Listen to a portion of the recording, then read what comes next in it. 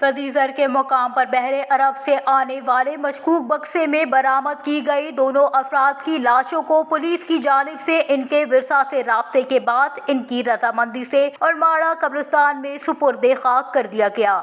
دونوں افراد کی نماز جنازہ مولانا مفتی محمد امین صاحب نے پڑھائی۔ نماز جنازہ میں چیئرمین میونسپل کمیٹی اورماڑہ محفوظ بلوچ، وائس چیئرمین سلیمان دولت بما، کونسلران، انتظامیہ اور علاقائی معززین و معتبرین سمیت دیگر لوگوں نے شرکت کی۔ سینکڑوں لوگوں کی موجودگی میں دونوں افراد کو اورماڑہ کے مقامی قبرستان میں دفن کر دیا گیا۔ پولیس انتظامیہ کا کہنا ہے کہ بحر عرب سے ملنے والی دونوں افراد کی لاشوں کے ورثاء سے باقاعدہ رابطہ ہوا ہے۔ ان کی رضامندی سے لاشوں کو اورماڑہ قبرستان دفنانے کا فیصلہ کیا گیا۔